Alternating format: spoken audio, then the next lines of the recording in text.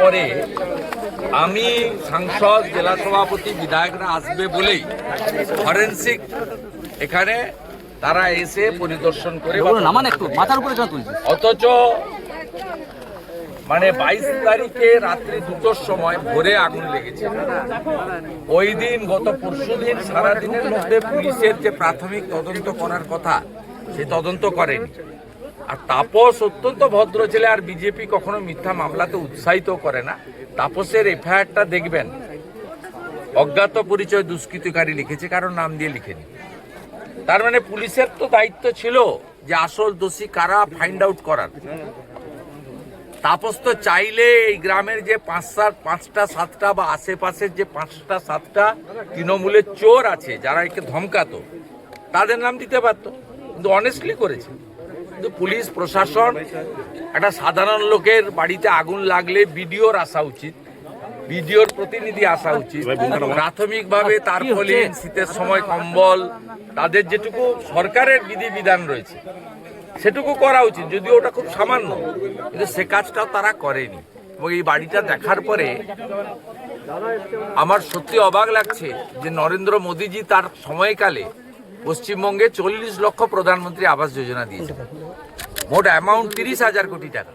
তারপরেও দেখুন এইরকম বাড়ি গ্রামের মধ্যে ভর্তি হয়ে রয়েছে। তাই ফরেন্সিক দল এটা কি আইওয়াস কি মনে করছেন? আইওয়াস বটেই। পুলিশ যদি তার রাজধর্ম পালন করত, ট্যাক্সের টাকায় বেতন পায়, ভারতীয় ন্যায় সংহিতা অনুযায়ী যদি এফআইআর পাওয়ার পরে কাজ করতো, তাহলে পরশুদিনই এসব কাজ করা উচিত ছিল। 22 তারিখ, আজকে 24 তারিখে দুপুরবেলা পর্যন্ত অপেক্ষা করতে হতো। ঠিক আছে, পরিবার কি চাইবে পরিবার ঠিক করবে। ও তাপস যেমন যেমন চাইবে, আমাদের জেলা সভাপতি তাপসবাবু, বিধায়ক অমর শাখা, সাংসদ সৌমিত্র খান, আমরা সবাই সেইভাবে তাকে সাহায্য করি। দাদা, বিজেপি তৃণমূল দাবি করছে বিজেপির গোষ্ঠী কন্দল। হ্যাঁ, বিজেপির গোষ্ঠী কন্দল বলে চালাচ্ছে তৃণমূল, কি বলবেন? মাথার ডাক্তার দেখাক, এখান থেকে নাচি কাছে তৃণমূল বলছে পুরুলিয়া দিয়ে চলে যাক, গাড়ি ভাড়া আমি দিয়ে দেবো। তৃণমূল বলছে এর সাথে আপনার কোনো দায়ী নয়, এটা আমরা করিনি, এটা আমাদের কোনো দায়ী নয়। ও তো এফআইআর ও লেখেনি তৃণমূলের নাম, দুষ্কৃতকারী লিখেছে। আমরা বলি এটা রাজনৈতিক কারণ। এবং এসআইআর এর ফর্ম ফিল আপের সময় যখন জনগণ ওর বাড়িতে আসছিল, তখন তাপসকে ধমক দেওয়া হয়েছিল যে তোমার এই বাড়াবাড়িটা আমরা ঠিক করে দেবো। সরাসরি লড়তে পারবে না।